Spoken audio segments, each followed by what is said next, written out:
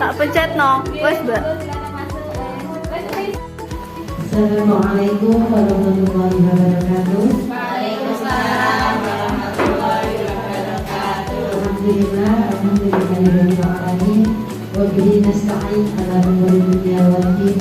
Wassalatu wassalamu ala asyrofil anbiya wal mursalin sayyidina wa maulana Muhammadin wa ala alihi wa sahbihi wa barik wasallam ajma'in. Amma ba'du. Rabbi syrah li sadri wa yassir li amri wahlul 'uqdatam min lisani yafqahu qawli.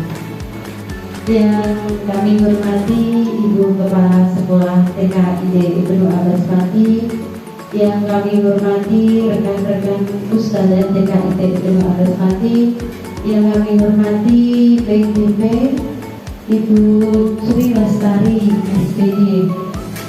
Terima kasih. Saya sebagai pembawa acara mau membacakan susunan acara aksi nyata diseminasi pemahaman dan penerapan budaya positif pada siang hari ini yang akan disampaikan oleh Ibu Sri Lestari. Acara yang pertama pembukaan, acara yang kedua adalah penyampaian materi yang akan disampaikan oleh Ibu Sri Lestari. Acara pertama, mari kita buka dengan bacaan Bismillah. Bismillahirrahmanirrahim. Acara yang kedua adalah penyampaian materi yang akan disampaikan oleh Ibu Sri Lestari dengan judul aksi nyata diseminasi pemahaman dan penerapan budaya positif. Silakan Ibu Sri Lestari.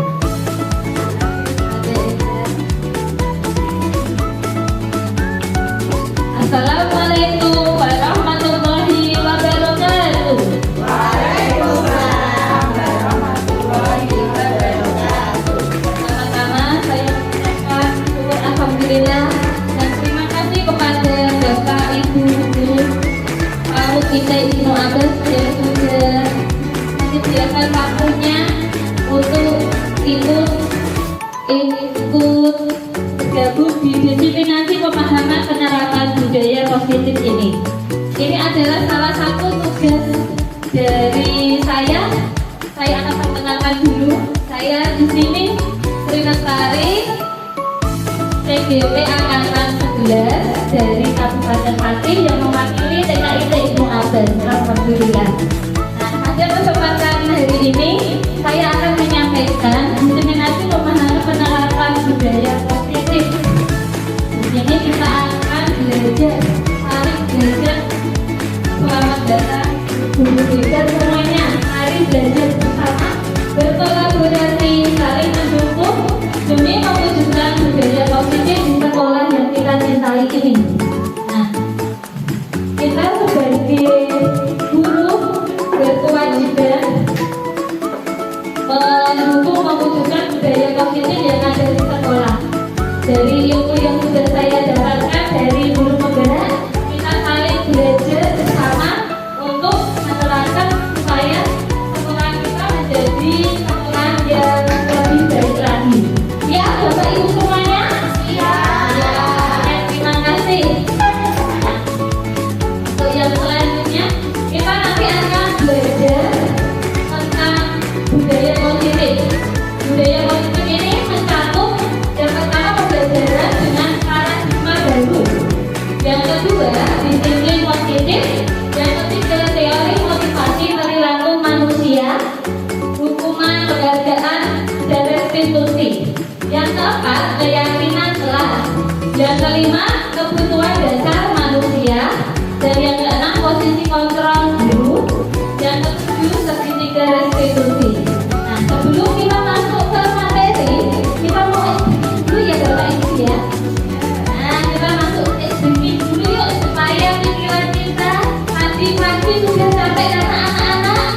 Nah, kita kembali ya. Ya, dengan olah tubuh yang sederhana. Kita tunggu aja. Bapak Ibu boleh berdiri. Yuk.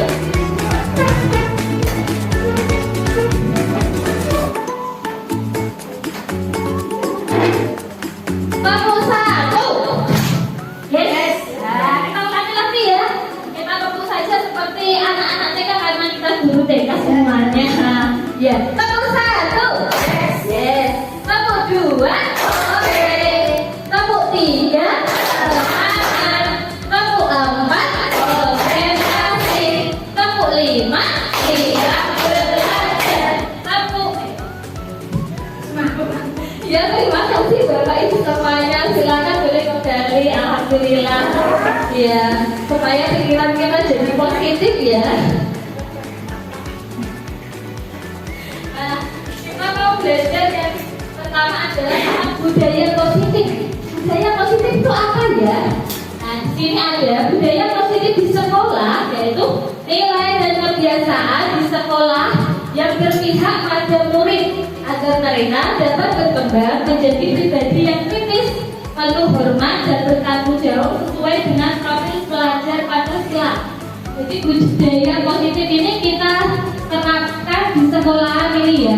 Kita sudah artinya kita sudah menerapkan budaya positif dengan kebiasaan yang kita lakukan kepada anak didik kita. Misalkan apa positif kebiasaannya? Nah ya, berdoa. Terus apa lagi? Ada yang mau menjawab?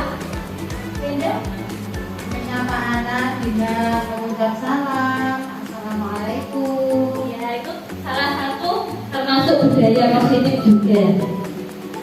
Yang selanjutnya,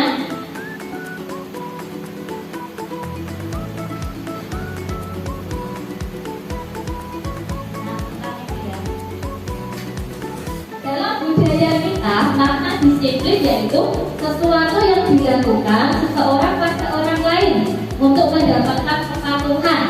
Kita cenderung menghubungkan kata disiplin dengan ketidaknyamanan.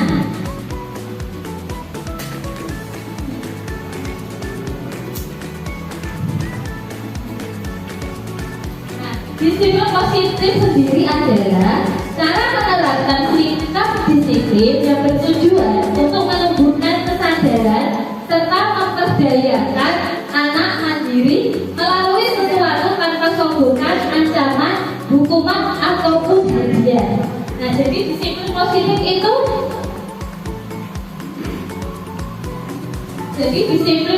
itu harus kita terapkan dari diri sendiri, dari diri anak itu ya yang tumbuh, tidak karena songgokan, tidak karena ancaman ataupun hukuman ataupun hadiah. Sebagai pendidik, tujuan kita adalah mewujudkan murid yang memiliki disiplin diri sehingga mereka berperilaku mengacu pada nilai-nilai kebajikan universal dan memiliki motivasi intrinsik dalam perubahan perilaku ke arah yang lebih baik. Jadi sebagai pendidik tujuannya itu mewujudkan murid untuk memiliki disiplin diri. Jadi murid itu dia disiplin tidak karena orang lain, tapi tertanam pada dirinya sendiri. Itu akan memunculkan nilai-nilai kebajikan. Nilai-nilai kebajikan sendiri adalah prinsip-prinsip moral yang dianggap sebagai panduan perilaku baik. Nilai-nilai ini disepakati secara bersama. Misalkan contoh, seorang pengendara sepeda motor harus wajib memakai helm. Ini mempunyai nilai kebajikan. Nilai kebajikannya apa? Nah, demi keselamatan. Seperti itu contohnya. Terus ada lagi, datang ke sekolah tepat waktu. Nilai kebajikannya apa? Disiplin.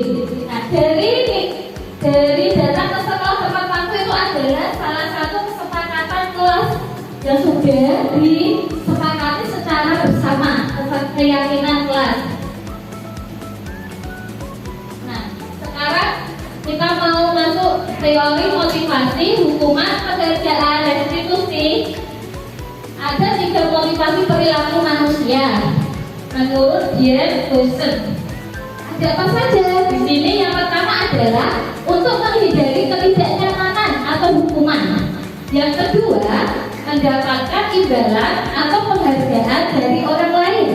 Yang ketiga, untuk menjadi orang yang mereka inginkan dan menghargai diri sendiri dengan nilai-nilai yang mereka percaya. Dalam Ini ya 1 sama 2 ini untuk menghindari ketidaknyamanan atau hukuman dan untuk mendapatkan imbalan penghargaan dari orang lain. Ini termasuk motivasi intrinsik Ibu Bapak.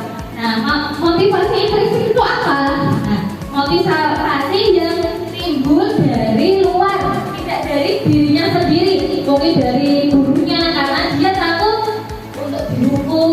Nah, seperti itu. Sedangkan yang ketiga itu adalah untuk menjadi orang yang mereka inginkan dan menghargai diri sendiri dengan nilai-nilai yang mereka percaya. Itu masuk dalam motivasi intrinsik. Kalau motivasi intrinsik sendiri adalah motivasi yang tumbuh pada dirinya sendiri, tidak karena paksaan, tidak karena orang lain. Itu motivasi intrinsik.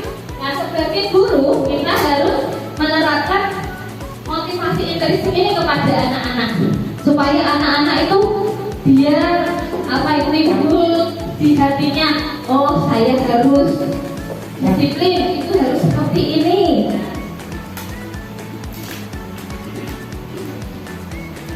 Nah, ini ada sebuah kata ya, saya akan bacakan.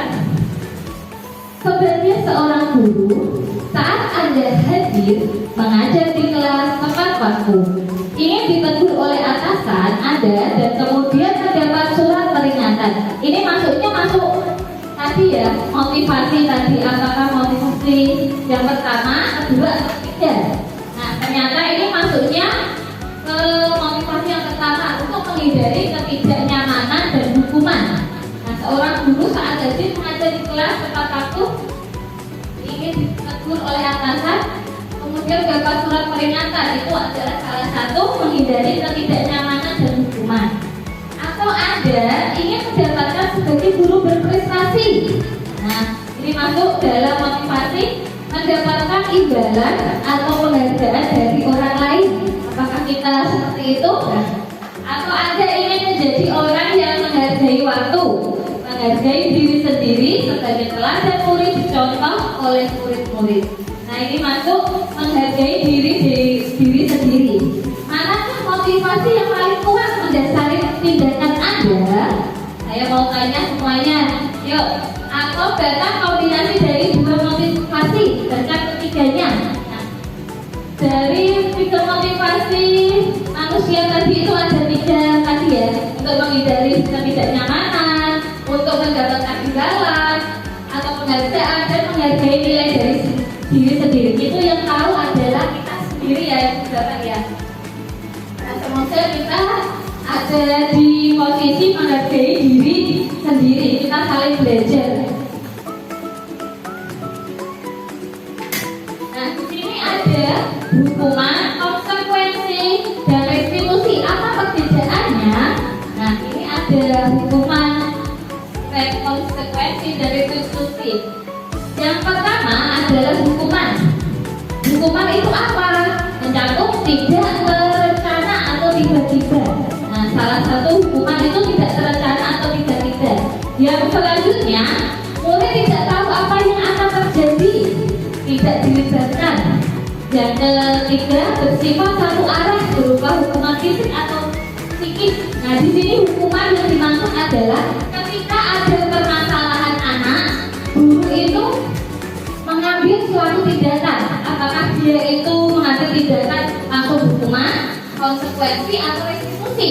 Nah, kalau yang bersifat hukuman itu sifatnya tidak terencana, tiba-tiba ada murid yang melanggar aturan atau ada kasus, tiba-tiba seorang guru itu langsung menghukum begitu saja.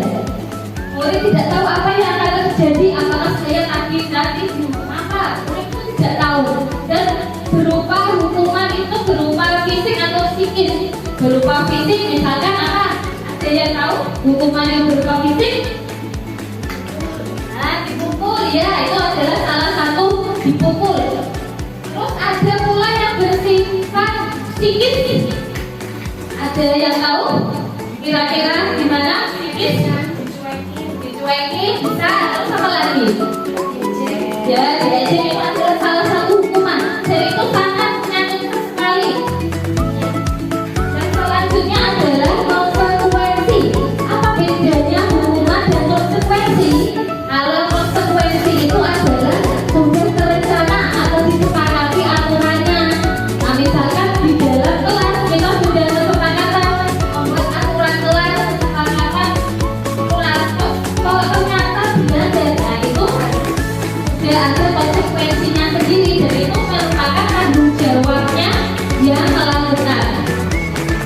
selanjutnya murid tetap dibuat tidak nyaman, dia tetap dibuat tidak nyaman.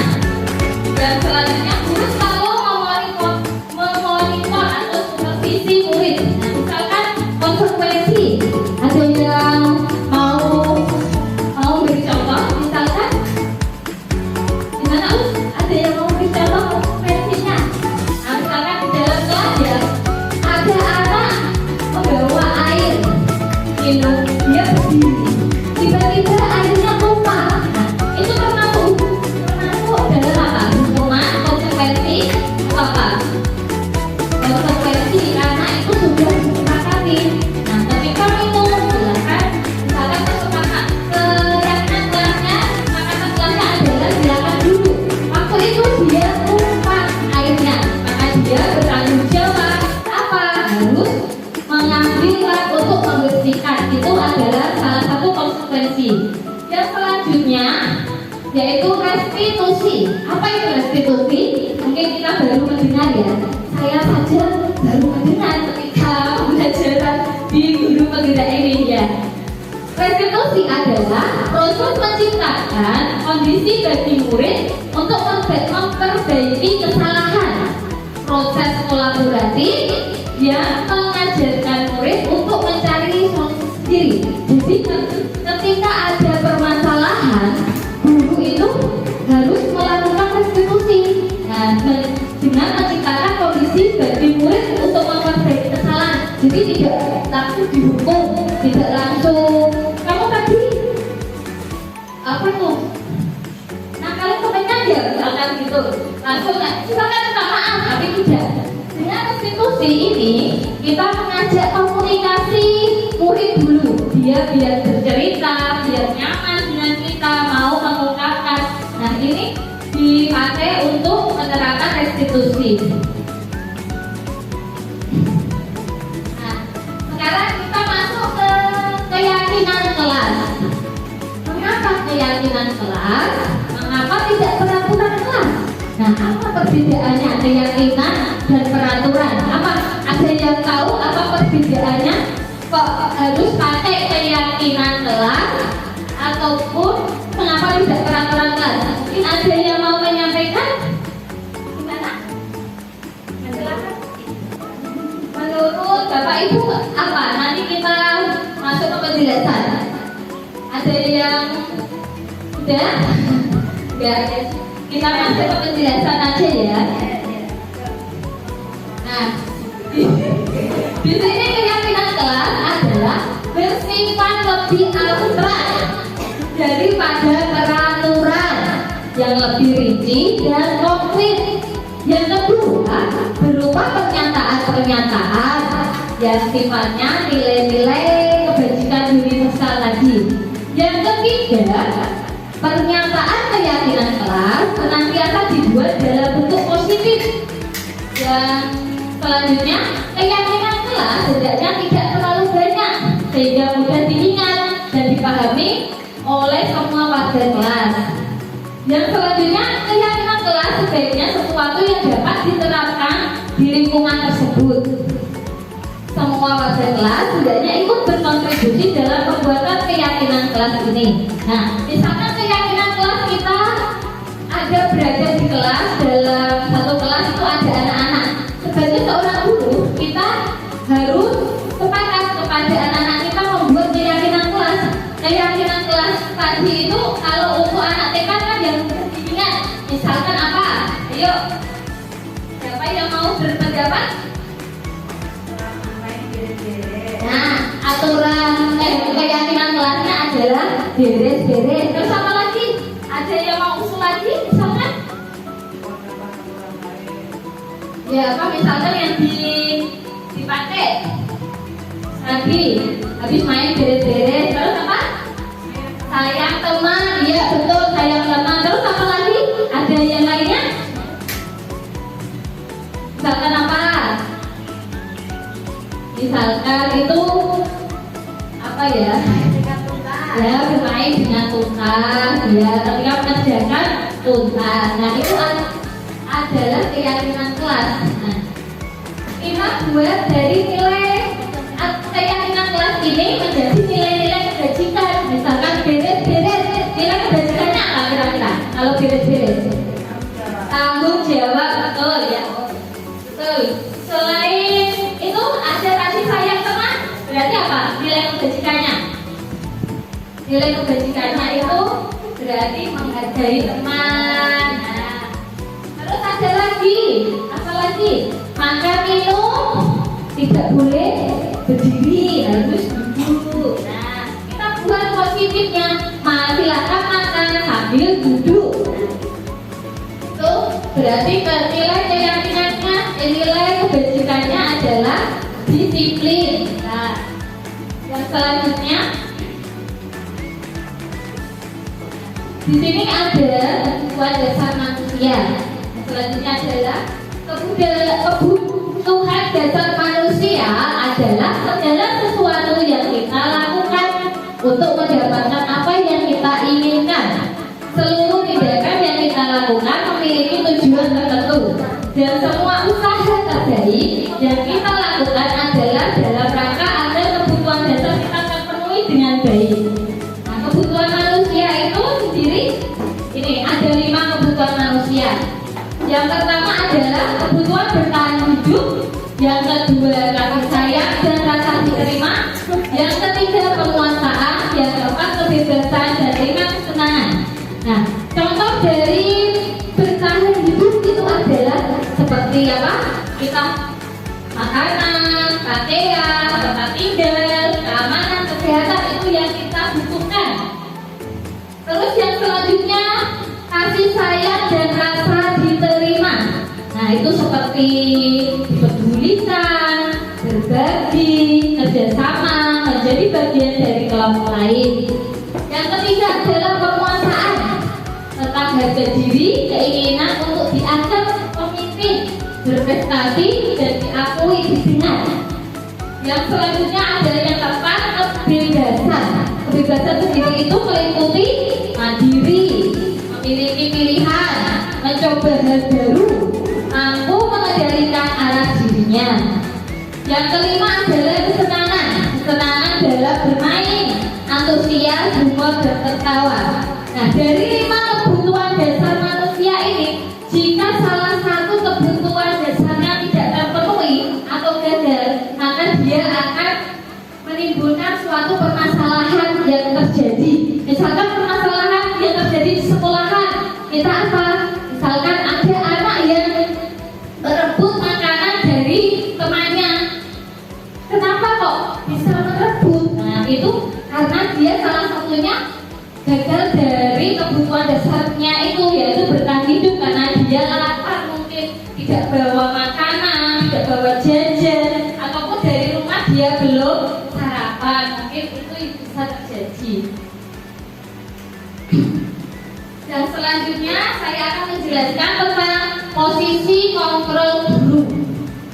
Dalam posisi kontrol guru itu ada 5. Yang pertama adalah guru sebagai penghukum. Yang kedua, guru sebagai pembuat rasa bersalah. Yang ketiga, guru itu sebagai teman. Yang keempat, guru sebagai pemantau. Dan kelima adalah guru sebagai manajer. Nah, ini adalah posisi kontrol sebagai seorang guru. Itu ada 5. Nah, ini adalah contoh kalimat 5 posisi kontrol guru ya. Di sini ada sebagai penghukum. Contoh posisi guru sebagai penghukum, dia akan berkata seperti ini: patuhi aturannya atau ketika ada seorang guru menjelaskan tentang pembelajaran di kelas. Nah, ini misalkan itu kita mau belajar tentang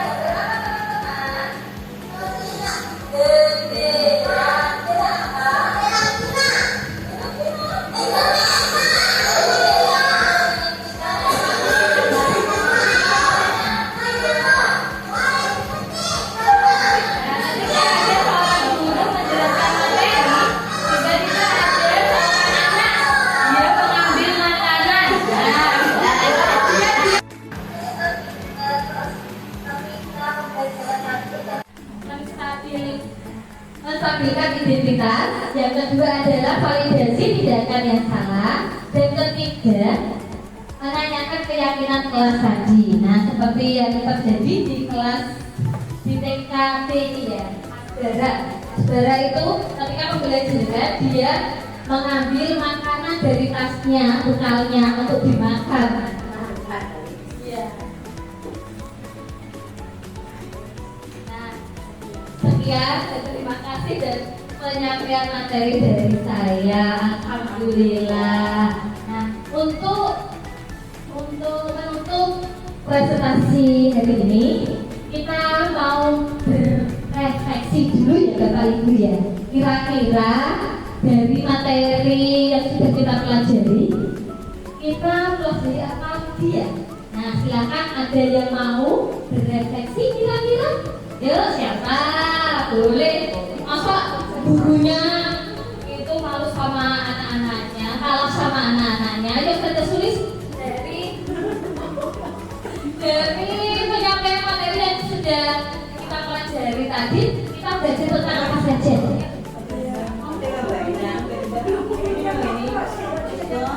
Kita ke Ustaz Siti saja.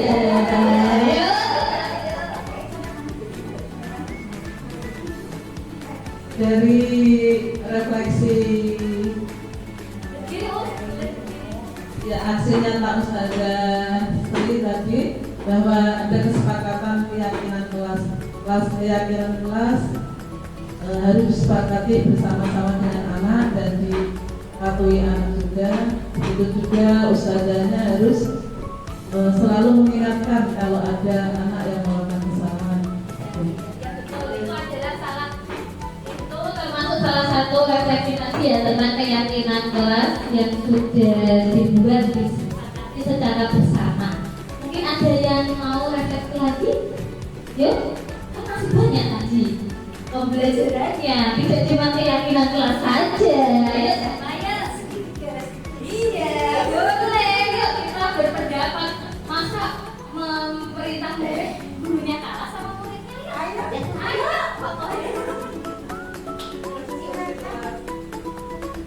Kalau ada anak berbuat salah, sebaiknya tidak langsung diberikan, tetapi dengan melakukan restitusi. Makasih tadi. Ingat. Yang pertama apa tadi? 3 tahap restitusi. Yang pertama menstabilkan identitas. Yang kedua apa? Validasi tindakan yang salah. Yang ketiga menanyakan keyakinan. Ya, terima kasih Bu. Terima kasih, alhamdulillah penyampaian dari PDB Ibu Sri Lestari sudah terlaksana. Terima kasih atas partisipasi dari rekan-rekan Ustadz dan Ustadzah TKIT Ibnu Abbas. Sekian dan wabillahi taufiq wal hidayah. Wassalamualaikum warahmatullahi wabarakatuh. Waalaikumsalam warahmatullahi wabarakatuh.